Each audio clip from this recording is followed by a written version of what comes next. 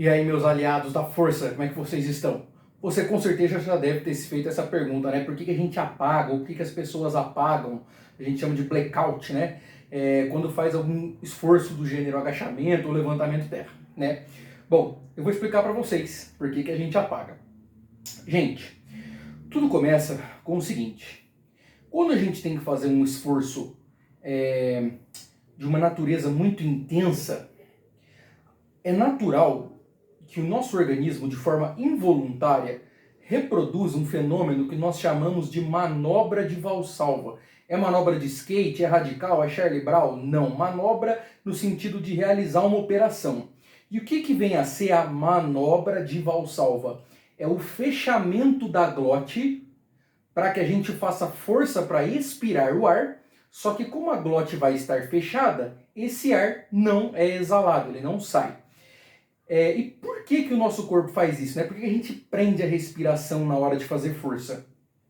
É um mecanismo que consiste no seguinte: quando a gente inspira, né, então quando a gente enche os nossos pulmões de ar, quando o diafragma se achata e empurra os órgãos abdominais para frente, todos os espaços das cavidades ocas que existem no nosso corpo, eles vão ficar mais diminutos, vai tudo ficar mais comprimido. E por que a gente faz isso? Esse aumento de compressão, de compressão, gera estabilidade. Então, num primeiro momento, é para gerar aumento da estabilidade. Você vai ficar menos bambo. Isso contribui para que você não reduza a técnica de execução. Veja bem, é muito mais difícil você arquear as costas quando você está com o tórax cheio do que quando você está com o tórax vazio. E num segundo momento é porque isso aumenta o recrutamento de unidades motoras. O que é isso? É a forma que o nosso cérebro pede para os nossos músculos funcionarem.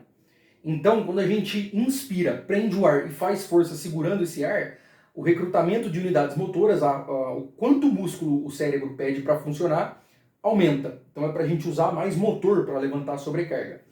Então, esse é um dos motivos pelos quais a gente faz a manobra de Valsalva. A gente prende o ar durante um esforço de alta intensidade, tá? Agora vamos às consequências, tá?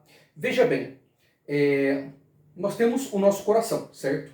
E o nosso coração lá tem as suas cavidades, os seus espaços preenchidos com sangue, né? Átrios e ventrículos. Então, ele enche e expulsa o sangue. Diástole, sístole, ou tum-tum, tum-tum, tum-tum. Contrai, relaxa, tá?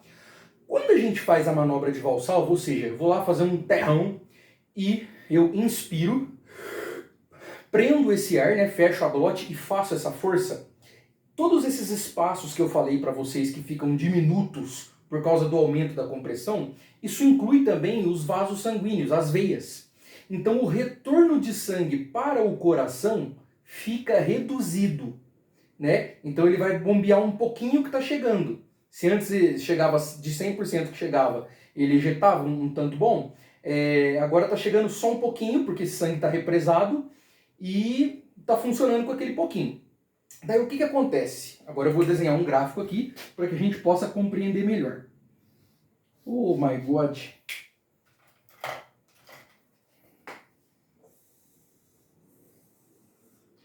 No eixo Y a gente vai ter pressão arterial, tá? Então quanto mais para cima, maior a pressão arterial, quanto mais para baixo, menor. E aqui no eixo X a gente vai ter o decorrer da série. Então, eu tô lá, né, minha pressão sobe, desce, sobe, desce, sobe, desce, eu estou inspirando, fazendo exercício normalmente. No momento em que eu prendo a respiração, fecho a glote, faço manobra de Valsalva e começa a retornar pouco sangue para o coração começa a ejetar pouco sangue. E daí ele ejeta pouco sangue e o que acontece? A pressão cai, a pressão diminui. Então nesse X aqui, ó, foi quando eu comecei a fazer a manobra de Valsalva. A minha pressão cai. Tá joia? E daí o que acontece? Na hora que a gente solta o ar e para de fazer a manobra de Valsalva, todo esse sangue que estava represado nas veias, ele volta para o coração de uma só vez. E o coração lá com as suas cavidades, ele está acostumado a chega um tanto de sangue, ejeta um tanto de sangue. Chega, ejeta. Quando chega qualquer volume adicional de sangue e cause um grande estiramento das câmaras cardíacas, a gente tem um mecanismo reflexo que se chama reflexo de Frank-Starling. O que é o reflexo de Frank-Starling? Qualquer sangue a mais que chegar e causar esse estiramento nas câmaras do coração, o coração vai ejetar todo esse sangue de uma vez. E daí o que acontece? Chega todo esse sangue, o coração vai ejetar todo esse sangue de uma vez. Aí sabe o que vai acontecer com a pressão arterial? Pressão arterial é a força que o sangue está fazendo contra as paredes dos vasos. A hora que o coração ejetar todo esse sangue de uma só vez, a pressão vai ter um aumento súbito. Ela vai ter um aumento súbito. E nos nossos vasos sanguíneos, na aorta, que é uma artéria que sai diretamente do coração, e nos corpos carotídeos, que são artérias que sobem aqui para o nosso encéfalo, para o nosso cérebro, a gente tem baroreceptores. O que são baroreceptores? Receptores de pressão, que é para informar o nosso centro de controle cardiovascular sobre como está a nossa pressão arterial. Então, se a pressão arterial está baixa,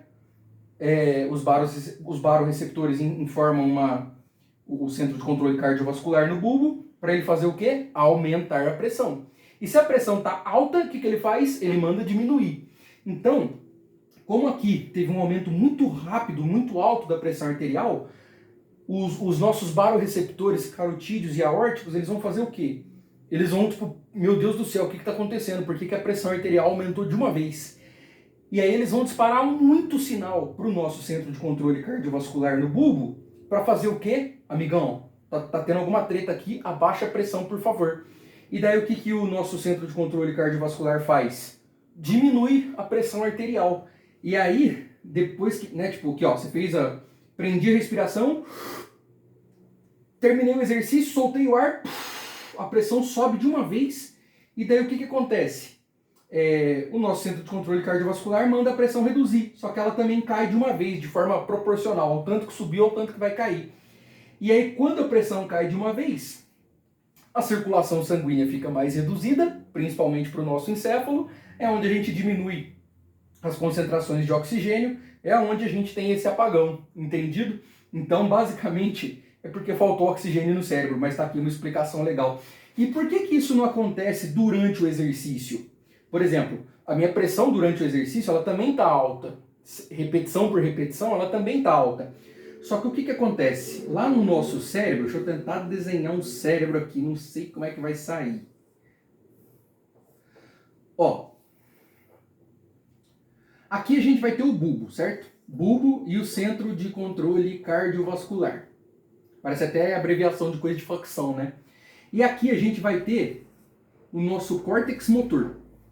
Enquanto você está fazendo esforço, o córtex motor inibe essa chegada de informação dos baroreceptores lá no nosso centro de controle cardiovascular. Por isso que você não desmaia e não tem queda de pressão durante a série, porque o teu córtex motor está ativo. E aí a hora que, olha, o que você fez aqui, né? Tô fazendo as repetições, repetição 1, 2, 3, fiz a manobra de valsalva, pressão caiu, soltei, pressão subiu de uma vez.